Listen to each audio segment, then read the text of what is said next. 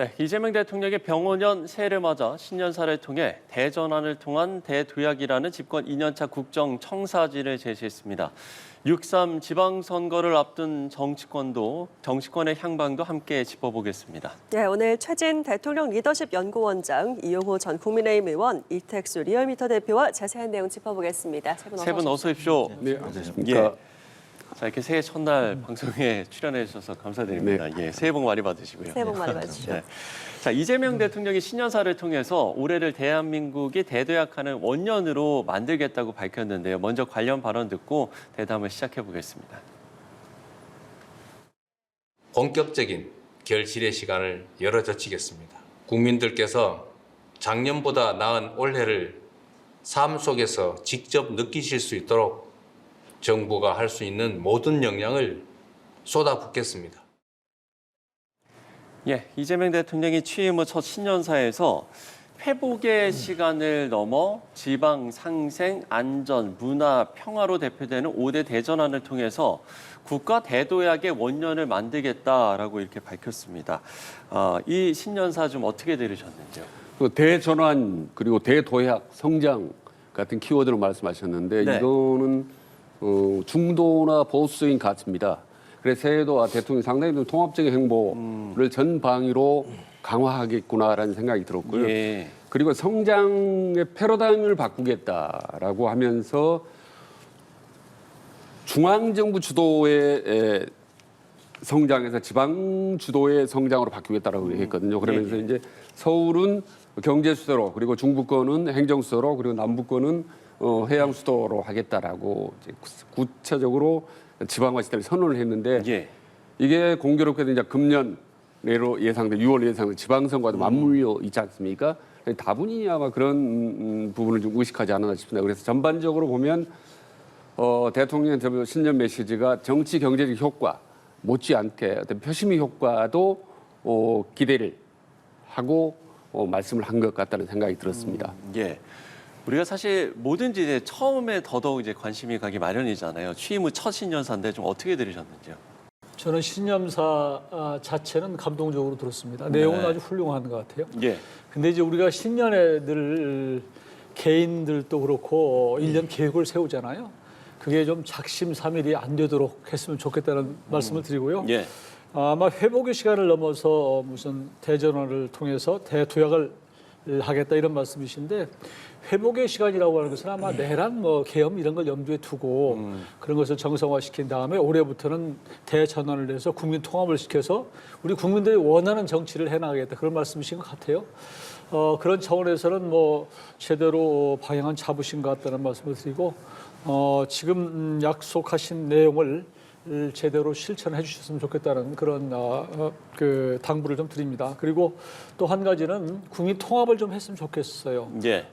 그렇지 않아도 지난 한번 기자회견 때는 이 내란 세력을 암 세포의 비유를 하기도 해서 끝까지 하겠다 이런 말씀을 하시고 그랬는데 최근에는 청와대 첫 출근하면서 이제 빨간색과 파란색의 넥타이 줄무늬 있는 그런 통합의 넥타이를 차고 출근하신 거 보면서 여러 가지 새로운 메시지를 내는 것 같아요.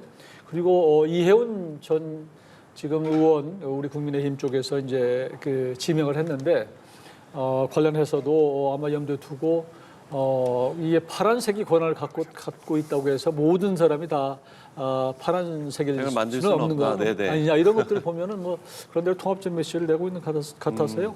저는 좀 새로운 올해 2025년은 이재명 대통령께서 모든 국민의 대통령 말씀하신 대로 됐으면 좋겠고요. 저도 그런 차원에서 사실은 파란색 와이셔츠에다가 빨간색 넥타이를 매셨군요. 네. 통합의 모습을 그대로 보여주셨네요. 네. 지금 지방과 상생, 안전, 문화, 평화 이렇게 5가지 키워드를 얘기했는데 좀 어떤 점에 좀 주목을 하세요? 가장 먼저 지방이 먼저 언급됐다는 점에서 아까 최진 원장님 말씀하신 것처럼 지방 선거 6월 달에 있잖아요. 그렇죠. 사실 5년 단임제의 대통령제에서는 사실상 일을 할 수 있는 거는 집권 2년 차, 3년 차 이때가 가장 중요할 것 같습니다. 마지막 해는 그 다음 정권 재창출을 위해서 노력할 수밖에 없고 사실상 계단형 하락 곡선을 그리는 단임제에서는 사실상 레임덕이 불가피하거든요. 그렇다면 집권 2년차, 3년차를 적어도 45%에서 50% 이상 국정수행 지지율을 갖고 국정 동력을 가져가야 되는데 그중에 가장 중요한 거는 6월 3일 지방선거고요. 네. 여기서 이기면 이재명 대통령의 지지율은 당분간 고공행진을 할 수 있는 거고 만약에 여기서 야당한테 패배하면 레임덕이 좀 빨리 올 수밖에 없는.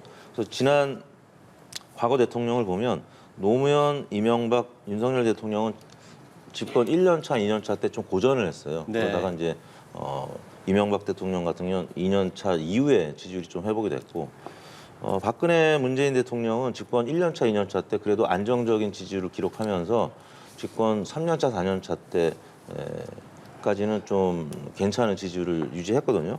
그렇기 때문에 이재명 대통령도 1년차는 굉장히 성공적입니다. 과거 대통령에 비해서 높은 지지율을 기록하고 있고 집권 2년차 때 높은 지지율을 기록하려면 지방선거에서 적어도 17개 광역단체장 중에서 네네. 9대8 이상은 해야 되는데 사실 집권 1년 만에 치러지는 선거라는 점에서 적어도 10대7이나 11대6으로 이겨야 되거든요. 그 이상 이기면 더 좋겠지만 그런데 이제 공식이 있습니다. 집권 1년 반까지는 여당이 이기고 그다음에 1년 반 이후에는 야당이 이겼던 전례들이 있기 때문에 근데 1년이면 이제 1년 반 다 돼가는 시점에서 치러지는 거잖아요. 그래서 네네. 여당이 또 낙승하기도 또 장담할 수 없고 그래서 그런 점에서 지방이라는 키워드가 가장 눈에 띄었습니다. 아, 네. 취임 후 첫 신년사, 이재명 대통령의 신년사와 또 세 분의 의견 한번 들어봤습니다. 사실 이제 2026년이 시작이 됐습니다. 작년 한 해를 돌아보면 굉장히 다사다난했는데 12.3 비상경부터 시작해서 대통령 탄핵 그리고 정권 교체까지 이어지는 격변의 한 해였습니다. 사실 우리 국민 여러분들께서도 많이 좀 지쳐 계실 것도 같은데요. 새해에는 이 내란 탄핵의 터널을 좀 벗어나서 민생에 좀 집중을 할 수 있을까요? 어떻게 보십니까? 어려울 것 같습니다. 일단 적어도 올해 6월 1일 지방선거 직전까지는 정쟁을 넘어서 전쟁이 계속될 것 같다. 그리고 연초 메시지로 대통령이 강조했던 상생이나 어떤 평화는 적어도 지방선거 전까지는 좀 기대하기 어렵겠다라는 생각이 솔직히 듭니다. 당장 오늘 오전 모든 언론으로 봐도 민주당은 지금 공천 헌금 의혹으로 시끄럽고 또 국민의힘은 또 단계 파동으로 좀 엄청 시끄럽지 않습니까? 또 바로 통일교 특검 기다리고 있기 때문에 연초부터 참 요란하겠다라는 생각이 듭니다. 참고로 이제 2024년이죠. 2년 전에 12.3 계엄이 있었을 때 그때 그 해에 연말에 교수들이 선정했던 사자성어가 아시다시피 이제 도량발호였습니다. 권력자가 제 마음대로 함부로 권력을 휘두른다라는 뜻이었거든요. 그리고 작년에 이제 사자성어는 아시다시피 변동불거였습니다. 세상에 단 한시도 시끄러운 적이 없어서 요란하다라는 뜻이었는데 모르겠습니다. 올해는 이제 저는 개인적으로 이제 태평성대가 되겠으면 좋겠다는데 그 사자성어를 기대하기는 6월 전까지 힘들겠다는 생각이 드는데 올해가 이제 붉은 말해지 않습니까? 네, 그래서 그렇죠. 적토마해라고 하는데 그 말의 속성이 눈하고 귀를 이렇게 180도 돌려가지고 네. 360도 있는 사방의 소리를 잘 듣는 게 그게 말의 중요한 속성이라고 하더라고요. 네. 예, 그래서 그런 사통팔달의 어떤 붉은 말의 속성이 좀 우리 정치권에 적용이 됐으면 좋겠다라고 개인적으로 한번 해봅니다. 예. 네. 많은 쉽지는 않을 것 같습니다. 네. 민생에 집중하기가 쉽지는 않을 것 같다 얘기하셨는데 어떻게 좀 들으셨습니까? 저도 비슷한 생각이에요. 이재명 대통령께서 기자회견 때 그런 말씀하셨어요. 내란은 끝낼 때까지 끝난 게 아니다. 그러니까 끝낼 때까지라고 하는 표현이 끝내는 주체는 집권 여당이라는 뜻이거든요. 그런 차원에서 내년 지방선거까지 이 내란 어떤 프레임이나 내란 공세를 계속해 나갈 것으로 예상이 됩니다. 그러니까 그렇지만 지금 우리 대한민국의 민생, 우리 국민들 굉장히 어려운 상황이기 때문에 지금 이번에 신년사에서 말씀하셨듯이 정말로 새로운 통합을 기본으로 해서 국민의 민생을 좀 챙겼으면 좋겠다는 그런 희망을 가져보는데 정치권에서 지금 나오는 얘기는 그렇지 않은 것 같아요. 우선은 정청래 대표 같은 경우도 보면 제2차 종합특검 얘기를 지금 꺼내놓고 있고요. 그렇기 때문에 연초부터 제가 보기에는 첨예하게 부딪힐 수밖에 없는 정국으로 가는 것 같고요. 그렇지만 집권 여당은 결국은 국민의 살림살이를 챙겨야 되는 책임을 갖고 있는 겁니다. 국민의힘이 어떻게 할 수는 없는 거예요. 그러니까 국민의힘에 대해서 정치 공세를 내란 공세로 피면 국민의힘은 어차피 종속 변수가 될 수밖에 없기 때문에 이 내란을 끝내고 내란 정국을 끝내고 결국은 민생 정국으로 전환해서 갈 것이냐는 여부는 어디까지나 이재명 정부 그리고 민주당 집권 거대 여당에 달려 있다 이런 생각이 들고요. 다만 한 가지 말씀드리고 싶은 것은 지금 국민들이 내란에 대해서 너무 피로감을 느끼고 있어요. 그러니까 지난 한 6개월 동안을 계속 내란 정국으로 끌어올고 사실 뭐 요즘에 뭐 조금 주가가 높기도 하고 뭐 이런 것 때문에 조금 그런 측면이 있습니다만 여전히 바닥 경기는 오늘 날씨처럼 굉장히 춥습니다. 이런 것들을 좀 고려해서 내란 정국을 빨리 끝내도록 하고 그리고 좀 전국 전환이 됐으면 좋겠습니다. 네. 어떻게 좀 들으셨습니까? 사실 정쟁이 이제 계속될지 여쭤보셨는데 정쟁은 사실 뭐 끊어진 지가 없습니다. 여의도에서는 항상 정쟁이 있는 거고요. 예. 다만 이제 올해는 6월 지방선거 직후에 6월 7월에 아시다시피 월드컵이 있습니다. 그때 빼고는 아마 계속 정쟁이 있을 것 같고요. 2026년에 이제 지방선거가 있는 거고 28년에 이제 총선이 있을 텐데 네네. 내년에는 뭐 재보궐선거 외에는 뭐 큰 선거는 이제 없을 텐데 선거가 있는 해는 정쟁이 더 뜨거워질 수밖에 없고요. 또 내란 이제 탄핵 재판이 있기 때문에 민주당은 이제 그걸 포인트로 해서 계속 공세를 펼칠 거고요. 다만 국민의힘이 이 내란과 관련된 입장을 전환시킬 수 있을 것이냐. 장동혁 대표가 전환의 가능성은 몇 번 시사를 했는데 예. 1심 재판이 나오면 사과하고 반성하는 모습을 볼 수 있을 것이냐. 그렇게 보는 전망들이 여의도에서는 있습니다. 그래서 그 시점이 언제일지 관심이 가는 거고요. 지방선거까지는 뭐 여하튼 뜨거운 싸움이 계속 될 것으로 전망이 되고 있습니다. 예. 자, 지방선거 이야기를 저희가 현안 먼저 좀 짧게 좀 짚어보고 지방선거 전망을 하도록 하겠습니다. 더불어민주당 김병기 강선우 의원이 연루된 이른바 1억 공천 헌금 의혹을 둘러싼 파장이 커지고 있는데요. 여야 반응 듣고 오시죠. 너무 충격적이어서 의원들 모두가 거의 뭐 멘붕에 빠져 있는, 죄송하지만 국민의힘에나 있을 일 아닌가? 그 단수 공천장은 1억 원에 대한 그냥 현금 영수증입니다. 경을 칠 일입니다. 김병기 원내대표가 비밀 병기의 역할을 했는지 수사로 밝혀야 될 일입니다. 자, 이렇게 여야의 반응을 듣고 왔는데요. 더불어민주당 김병기 강선우 의원이 연루된 이른바 1억 공천헌금 의혹을 둘러싼 파장이 커지고 있습니다. 뭐 당내에서도 비판의 목소리가 좀 이어지고 있는 것 같고요. 지금 현 상황 어떻게 좀 보고 계세요? 일단 뭐 연말 연초에 큰 대형 악재를 민주당 맞이한 거죠. 사실은 그 녹취록을 보면 뭐 은밀하게 돈을 뭐 그 주고받는다 이런 내용은 아닙니다. 사실은. 그래서 큰일 났다 빨리 되돌려달라 이런 내용입니다만은 그게 녹취가 됐다는 사실 자체가 국민들의 상당히 의혹을 증폭시키기 때문에 상당히 심각한 문제죠.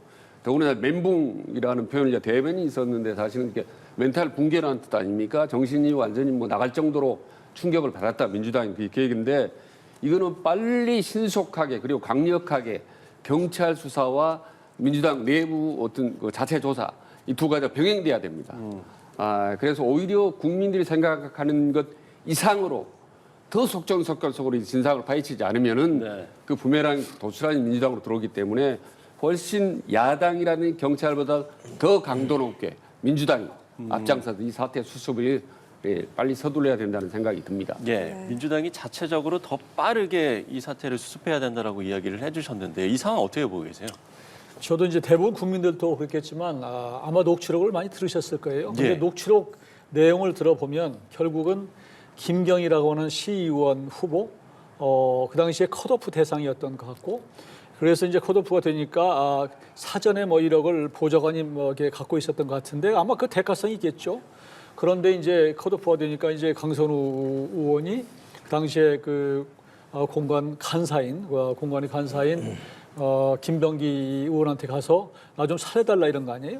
근데 살려달라고 그러는데 본인이 살았잖아요. 결국 지금 국회의원 하는 거 보면은 그리고 김경우 의원은 기자회견도 없었고 이렇단 말이에요. 그러니까 국민들이 볼 때 뭔가 의혹이 있어요. 상당한 정도의 의혹이기 때문에 이 부분을 지금 정청래 대표가 강선우 의원 윤리심판원에 넣긴 했는데 또 김병기 전 원내대표는 또 뺐단 말이에요. 이런 것들이 제 식구 감싸기로 보이고 이래서 적절하게 꼬리 자르기로 가기는 굉장히 어려울 것이다. 예. 그런 상황이기 때문에 지금 민주당에서는 이 부분에 대해서 정말 엄정하게 하고 이거 특검을 한다는 생각으로 정말로 경찰의 합수부라도 구성해서 신속하게 하지 않으면 이 여파가 아마 당 내부를 와해시키는 그런 촉매제가 될 수 있다고 저는 생각합니다. 네, 두 분의 이야기를 좀 공통점은 결국에 이 사안이 심각한 좀 사안이다. 이렇게 지금 빠르게 수습을 해야 된다는 말씀도 해주셨고요. 현 상황을 좀 어떻게 보고 계세요? 보수층에서는 당연히 비판적으로 보고 네네. 또 보수층이 결집할 수 있는 요인으로 작용할 것이고요. 진보층은 이제 이 사안이 사실 당내에서 그리고 또 진보 매체에서 먼저 제기됐던 문제들이기 때문에 예. 집토끼는 민주당 지지층이죠. 그렇게 흔들릴 것 같지는 않습니다. 다만 이제 중도층이 문제인데 중도층은 결국 경찰의 수사 과정 어차피 고소 고발이 있었고 이제 수사를 할 수밖에 없기 때문에 그 경찰의 수사 과정을 보고 중도층은 입장을 결정할 것으로 보입니다. 예. 네. 한편 국민의힘 당무감사위원회가 한동훈 전 대표의 당원 게시판 의혹을 윤리위원회에 해부한 것을 두고 당내 갈등도 격화되고 있습니다. 해당 발언 듣고 오시죠. 마치 제가 제 이름으로 쓴 게 있는 것처럼 발표를 한 것도 있던데 그거는 명백한 허위 사실입니다. 저는. 책임이 없는 행동을 했다라고 한다라고 하면 저는 이것만으로도 같이 가기 쉽지 않지 않나라고 개인적으로는 생각합니다. 네, 당원 게시판 사태 얘기를 좀 나눠보도록 하겠습니다. 한 전 대표와 이호선 당무감사위원장 사이에서 진실 공방이 좀 이어지고 있는 상황입니다. 일단은 당무위가 구체적인 징계 수위를 제시하지 않고 판단을 윤리위원회에 넘겼더라고요. 양측 발언만 들어보면 좀 애매모호해 판단을 못 하겠어요. 네. 처음에는 한동훈 전 대표의 가족들이 분명히 댓글을 작성한 것 같다라고 당무감사에 발표를 했지 않습니까? 근데 한동훈 전 대표는 몰랐다라는 건데 나중에는 이제 한동훈 그러면 책임을 져라라고 하니까 나하고는 직접 관계가 없다라고 하면 다시 공격적인 자세로 나왔거든요. 그래서 상당히 좀 애매모호한 상황인데 이 사태의 본질은 결국 가장 중요한 본질은 사실은 장동욱 대표와 한동훈 전 대표 관계입니다. 근데 저는 이제 연말에 그런 얘기를 많이 들었어요. 작년, 그러니까 2025년까지는 장동욱 대표 어떻게 해서든지 좀 센 표현으로 한동훈 대표 이마에 단계 게시판 어떤 낙인을 찍고 넘어가겠다. 그러니까 분명히 한동훈 전 대표의 강력한 타격을 가하는 것이 작년까지 목표였고 올해 들어 새해 들어서는 이제 뭔가 통합행동위원회 확대를 하겠다라고 하는 이제 소문이 파다하고 보도 나왔는데 결국 그게 맞아 떨어졌어요. 예. 그래서 오늘 새해가 됐습니다만은 아침 일제히 모든 신문이나 방송을 보면 여전히 장동욱 대표가 한동훈 전 대표는 절대로 가만두지 않겠다. 함께 가지 않겠다라는 의지를 확실하게 보여준 거기 때문에 이 부분은 여전히 당계 게시판 중에 한동훈과 장동욱의 관계는 여전히 2020년 새해에도 국민의힘의 발목을 강하게 잡는 어떤 아킬레스건이구나. 이 부분의 산을 넘지 않으면 국민은 점점 더 내분이 점점 더 격화될 수밖에 없겠다라는 생각이 듭니다. 예, 어떻게 좀 들으셨습니까?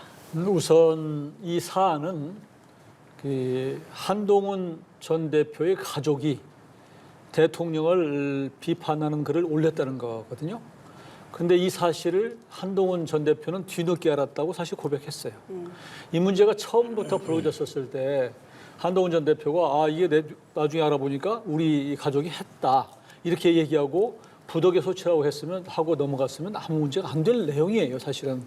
근데 우리 당원들의 입장, 국민들의 입장에서 봤을 때는 이 집권 당시에 여당의 대표 가족이 대통령을 공격한 것으로 보는 거예요. 비판하는 것으로. 이게 과연 맞느냐라고 하는 국민적 정서의 문제예요. 근데 집권 여당은 기본적으로 대통령의 국정 운영을 뒷받침할 책무가 있는데 지금 비유해 보면 정청래 대표의 가족이 부인이 예를 들어서 IP를 써서 지금 이재명 대통령을 공격했다. 민주당 내 당원들이 용납하겠습니까? 뒤늦게 알았다. 이게 안 되는 것이거든요. 그런데 이 문제를 한동훈 대표가 직접 쓴 것 같지는 않아요. 지금 얘기 나오는 거 보면. 그러나 IP 2개를 통해서 가족의 5명의 이름으로 썼단 말이에요. 네, 예. 이것까지는 또 맞는 것 같아요. 그렇다고 한다면 이 내용을 뒤늦게 알았던 아이들 간에 이걸 정치적으로 좀 풀었으면 좋겠다. 이거 끝없이 갈 수밖에 없어요. 여기에 무슨 개인정보 보호, 이거 익명으로 되어 있는 게시판에 왜 이걸 공개하느냐. 이것까지 이제 싸움이 붙기 시작하면 끝없는 내분으로 가고 끝없는 진흙탕 싸움으로 갈 수밖에 없다. 이 정치권이라고 하는 정치는 사법, 어떤 법적인 것 넘어서서 먼저 정치적으로 풀어야 되는 거예요. 네. 그런 차원에서 장동혁 대표 그리고 한동훈 전 대표 두 사람 다 일정 부분 책임이 있다고 저는 생각을 하고 이 부분을 정치적으로 좀 풀었으면 좋겠다라는 생각이 듭니다. 네. 네, 한동훈 전 대표가 얼마 전에 장동혁 대표가 했던 24시간 필리버스터 거기에 노고가 많았다고 긍정적인 SNS에 SNS 글을 올렸고 올렸죠. 뭔가 화해 모드로 들어가는가 싶었는데 갑자기 또 친 장동혁 측에서 한번 공세를 가한 거거든요.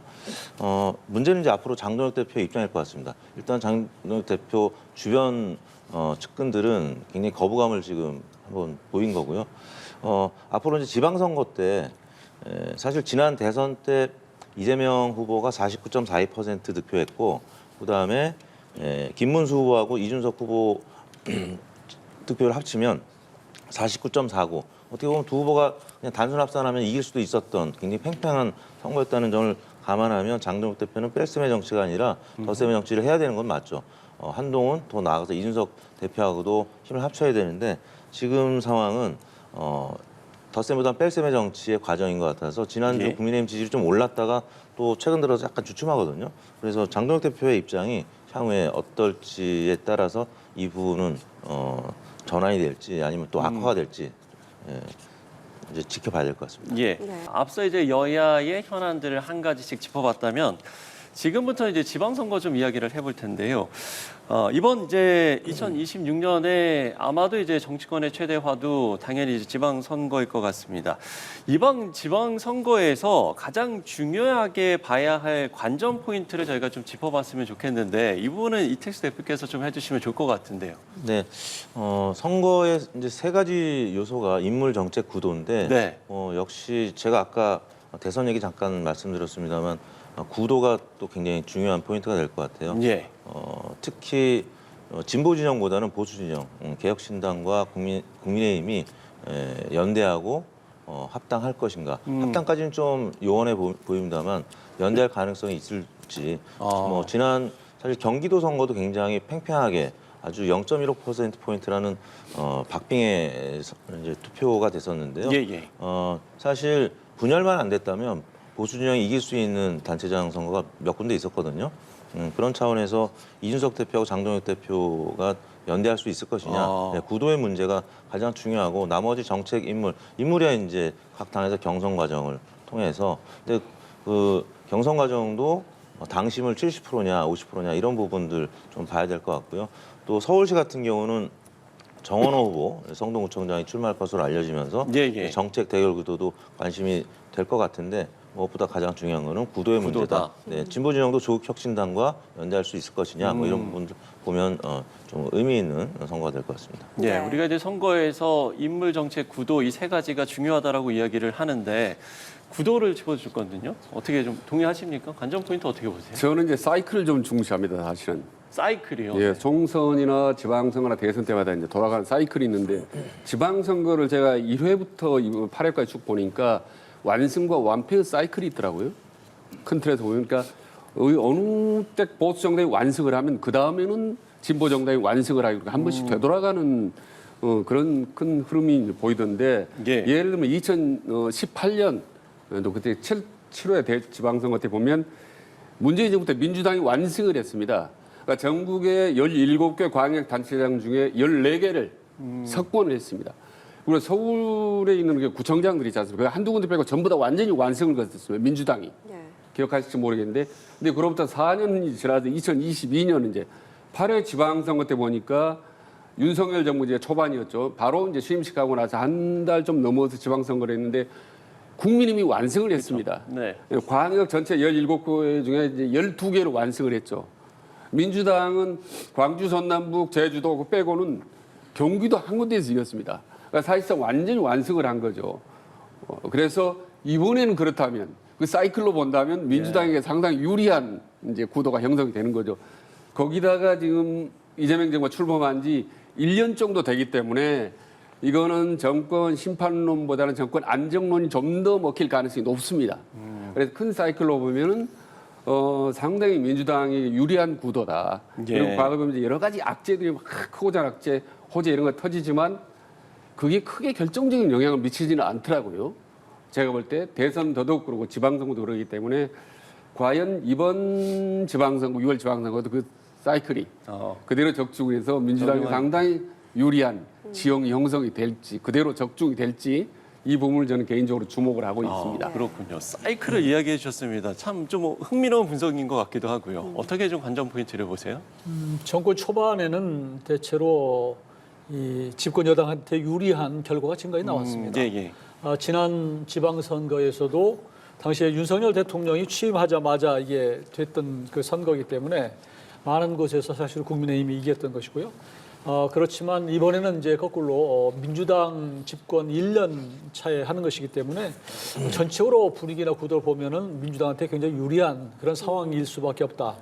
다만 이제 민주당이 집권 여당이 워낙 사실 위헌적인 뭐 이런 것들 법률까지도 막 폭주하다시피 해서 이런 것들이 과연 어떻게 작용할까 이런 이제 그런 변수로 어떤 결과가 이어질까 하는 부분은 한 포인트 같고요.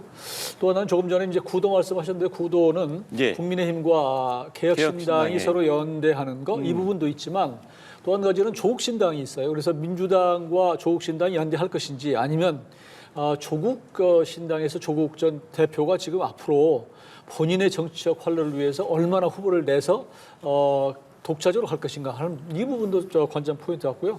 또 당 내부로 이제 방향을 좀 돌려보면 이 민주당 내에서는 친명과 친청 간에 약간의 갈등이 있어요. 그리고 앞으로 이 4년 반 이후를 겨냥해서 아마 지방선거에서도 친명은 친명대로 친청은 친청대로 자기 사람을 심으려고 하는 그런 움직임이 있는데 이것이 어떻게 이제 공천 과정에서 나타날까 하는 부분이 포인트고 국민의힘은 또 내부적으로는 뭐 이제 약간 중도적인 사람을 할 것인지 아니면 조금 더 예전에 더 보수적인 사람을 할 것인지 이런 부분 갖고 조금 그런 면면을 지켜보고 하는 것도 관전 포인트 같습니다. 네, 뭐 구도와 사이클, 세 분 이제 모두 다 중요한 얘기들을 해주셨는데요.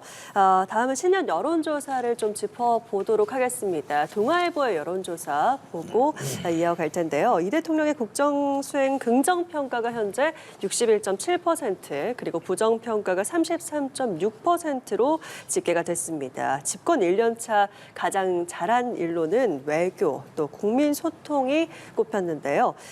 어떤 의미로 볼 수 있을지 또 올해 그럼 핵심 과제는 무엇이라고 보시는지 먼저 들어보겠습니다. 네, 61.7%면 굉장히 높은 지지율이고요. 지금 낮게 나오는 것도 한 50% 중반 정도 기록하고 있는데 국정 동력을 가져가려면 한 45% 이상은 지지율이 나와야 되고요. 그 이하로 떨어질 때는 사실 공무원 조직부터 움직이지 않고 국민들의 또 여론이 부정평가가 높아지게 되면 어떤 정책도 탄력을 받을 수가 없는데 일단 아직까지는 고공행진을 하고 있다. 기저효과죠. 사실 탄핵 되고 나서 이제 출범한 정부기 때문에 과거 문재인 정부 때랑 비슷하게 굉장히 높게 지금 가고 있고요.